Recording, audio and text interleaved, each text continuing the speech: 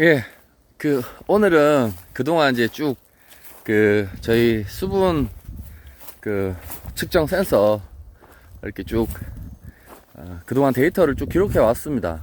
그간 우여곡절도 많았습니다. 태풍도 있고 해서, 그, 좀, 요 컨트롤 박스가 좀 날아가기도 하고, 이런저런 말썽이 많았는데, 그래도 오늘 한번 이제 그동안 쭉 데이터 축적해 왔던 것을 한번 점검해 보고자 오늘 이제 빼서 SD 카드를 빼서 그 측정 값들을 한번 저희가 한번 관찰해 보도록 하겠습니다. 예, 그래서 오늘 빼러 왔고요.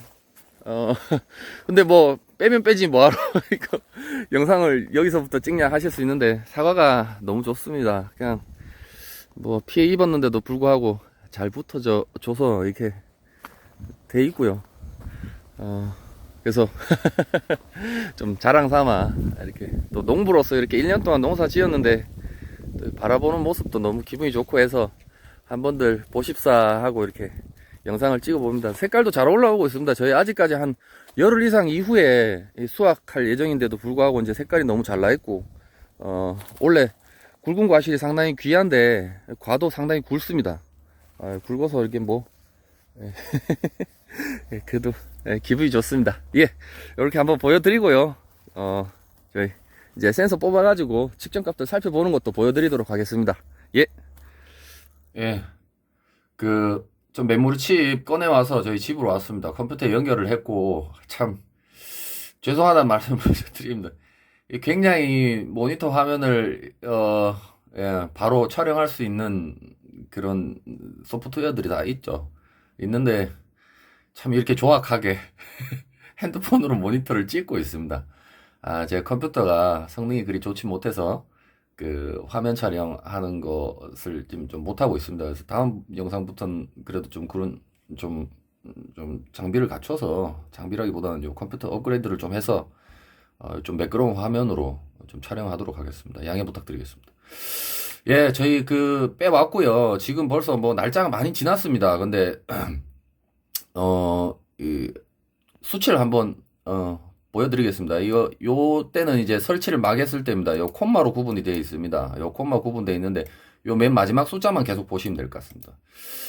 이때 이제 처음에 묻었을 때, 이제 센서를 처음 묻었을 때입니다. 묻었을 때 이제 수분을 많이 함유하고 있었기 때문에 이게 수치가 낮으면 낮을수록 더 수분에 가깝다라고 보시면 될 것 같습니다. 그러니까 0이 되면 거의 물이다라고 이렇게 보시면 될 것 같은데, 수치가 약 한 11에서 26 처음에 묻었을 때 나왔습니다. 그리고 그 이후로 계속 보시면 하루에 하루에 12번씩 체크합니다. 2시간마다 한 번씩 체크하기 때문에 자동으로 체크를 합니다. 그래서 그 이후부터는 땅에 묻을 때, 요때가 이제 처음에 설치했을 때가 아니고 그 중간에 좀 문제가 있어서 센서를 좀 뺐습니다. 빼서 이제 자연 상태에서 건조를 좀 시켰더니 이제 약 한 12kPa 정도 이렇게 나오고 있습니다. 그 뒤로 이제 요때 이제 다시 땅에 묻었죠. 요때 이제 다시 땅에 묻었는데, 이게 왜 수치가 1.25에서 0.42로 계속 이어지느냐? 이때 묻을 때 또 물을, 이게 좀 토양하고 접합을 위해서 이제 흙탕물을 이렇게 개어가지고 이렇게 같이 집어넣습니다. 센서를 묻을 때. 그때 이제 물이 다량으로 들어갔기 때문에 센서가 이제 어느 정도 정상적인 수분을 체크할 정도로 이제 수분이 좀 적절하게 이렇게 주변에 있는 토양하고 이 센서하고 어떤 수분의 균형이 이루어질 때까지는 시간이 좀 걸리는 것 같습니다. 그래서 보시면 계속 0.4입니다. 0.4이면 엄청나게 지금 물에 가까운 거죠. 거의 물 속에 들어있는 거나 다름없습니다. 그래서 이게 이제 균형을 이루기까지 이제 며칠이 걸리는 거죠. 계속 0.4입니다. 계속 지금 스크롤 중에 있습니다. 수치가 변하지 않는 건 계속 0.42라서 그런 겁니다. 이게 날짜별로 정리를 좀 해야 되는데 제가 지금 미처 그 작업을 하지 못하고 그냥 이렇게 찍는다는 좀 말씀을 드리고요. 이제 보시면 0.42였다가 서서히 이렇게 올라갑니다. 숫자가 계속 올라가죠. 숫자가 계속 올라가는 건 이제 건조해진다는 뜻입니다. 토양이 건조하다는 뜻입니다. 일반적으로 사과의 생육에 관련돼서 적정한 수분 범위가 20kPa에서 30kPa 사이라고 합니다. 근데 그거는 아주 일반적인 재배 상황일 때 그런 것이고, 예를 들어 이제 착색기 관리 10월 보통 이제 만생종 후지를 이제 보통 11월 초쯤 이제 고지대에서는 좀 10월 말에 뭐 그다음 저지대에서는 뭐 11월 초 중순 뭐 이때쯤 수확하지 않습니까? 근데 보통 한 달 전부터 이제 물을 끊고 아니면 관수텀을 늘리고 뭐 이렇게 보통 그 관수 조절을 합니다. 그래서 그때는 뭐 30파스칼 킬로파스칼 이상도 갈 정도로 이렇게 관리를 한다고 이렇게 돼 있습니다. 보통 그렇게 합니다. 근데 어쨌든 20에서 30 사이 정도. 그리고 장마기 때는 관수 조절을 하지 않는다고 해도 강우량이 너무 많기 때문에 이게 떨어질 수밖에 없겠죠.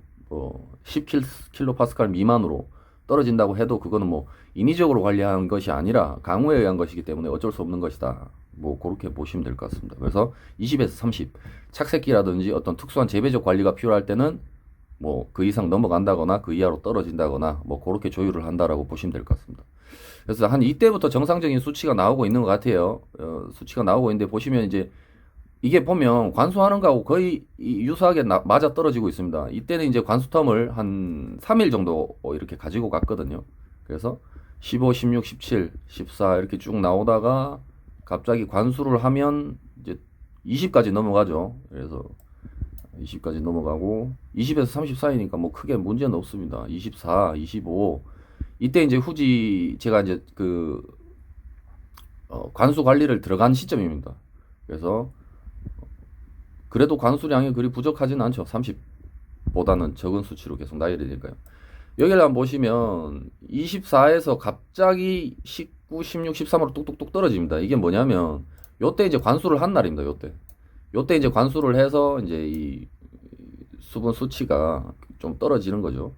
그리고 또 관수텀이 이제 지나면 또 다시 20으로 올라갑니다. 이제 또 건조해지는 거죠. 그러면 이때 또 관수를 하면 보시면 이제 15, 14로 또 떨어지고 그 다음에 제가 맨 마지막 제가 10월 마지막에 이제 마지막 관수를 했습니다. 마지막 관수를 했는데 10월 20일쯤 마지막 관수를 했습니다. 보시면 이때 10월 20일쯤 됐습니다. 이때 관수를 마지막으로 하니까 이제 이게 뚝뚝뚝뚝뚝뚝 이렇게 3.4까지 떨어집니다. 3.4면 굉장히 이게 수분이 지금 과다한 상황이죠. 근데 이거 그러니까 착색기 관리에 이게 10월 24일 날 제가 거의 마지막 관수를 했으니까 착색기 관리에는 적합한 수분은 아닙니다, 사실. 근데 저희 광원 같은 경우에는 모래 땅이기도 하고 그래서 수분이 이게 또 수분 관리를 할 때 내가 뭐 이게 질 땅이냐 모래 땅이냐 이런 거에 대한 영향도 많이 받습니다. 그래서 자기 토양에 맞게끔 이렇게 관수텀을 이렇게 결정을 하셔야 되는데 그 저희 같은 경우에는 이제 모래가 굉장히 강한 사질 토양이기 때문에 관수텀을 그리 멀리 가져가면 좀 나무가 수분 스트레스를 받습니다. 보시다시피 이렇게 며칠 상간에 수치가 이렇게 급속도로 변하는 것이 다 모래 땅이기 때문에 그렇다라고 보시면 될 것 같고요. 그래서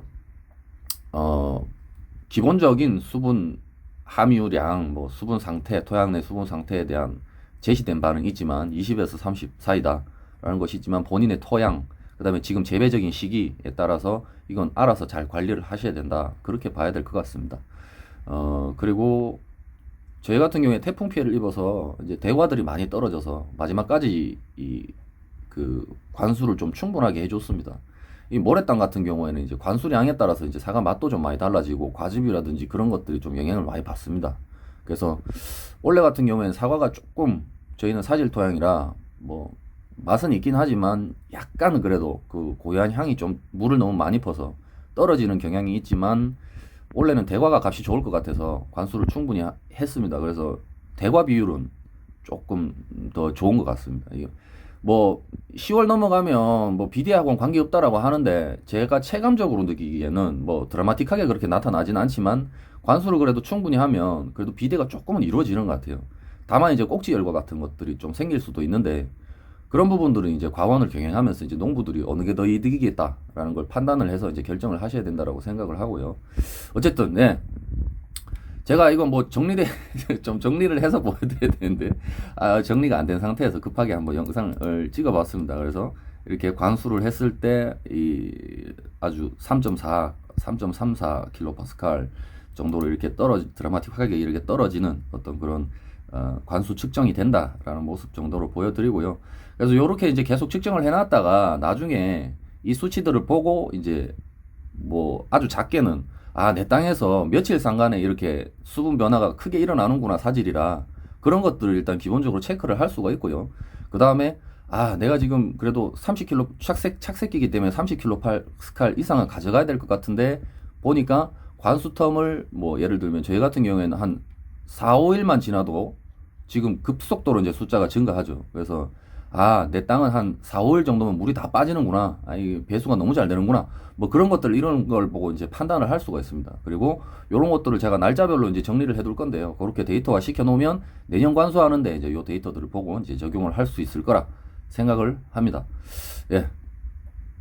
그래서 뭐 예. 정리를 해보면 어쨌든 이제 20에 생육 기간 중에 20에서 30kPa 정도가 적당한 수분 범위다. 그 다음에 본인의 토양에 맞게 관수 관리를 해야 된다. 그 다음에 본인의 지금 이제 농장의 재배적인 시점이 언제인가를 고민을 해서 관수를 가져가야 된다. 그리고 뭐 그런 토양 수분의 양을 이런 어떤 뭐 미약하게나마 저기 센서류들을 통해서 자동으로 측정할 수 있다라는 것을 말씀을 드리겠습니다. 예, 이상입니다.